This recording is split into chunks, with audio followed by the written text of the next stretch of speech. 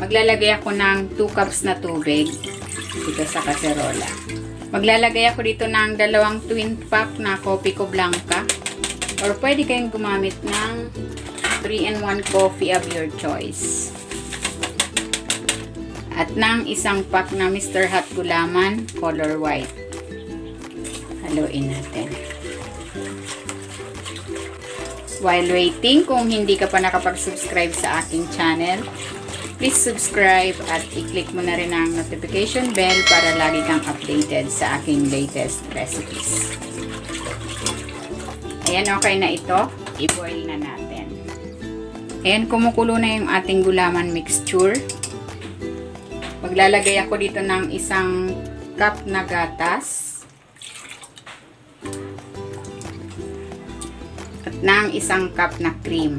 Nestle cream ang ginamit ko dito. Ayan, okay na itong ating gulaman coffee mixture. Hahanguin ko na ito at ililipat na natin doon sa ating mga molder. And ang gagamitin kong molder dito is yung Mamon molder. Para maganda yung shape nitong ating gulaman.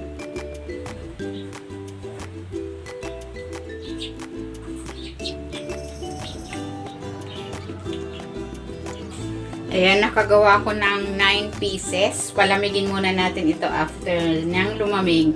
Ilalagay ko ito sa chiller. I-unmold na natin.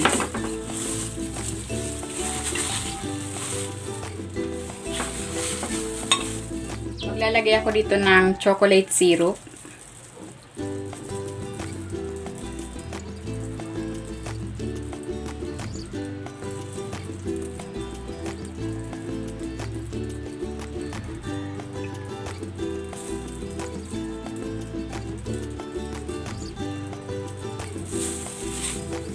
At ng grated chocolate.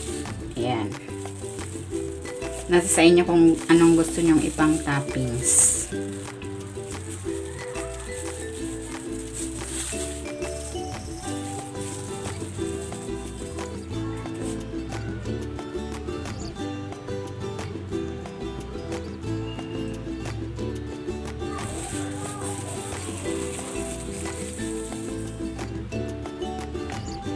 Ito na, ready na itong ating coffee jelly pudding. Tikman na natin.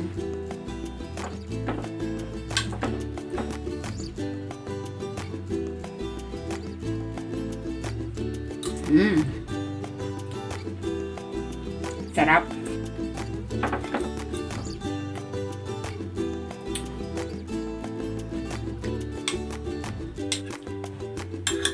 Malinamnam, creamy. Ang sarap.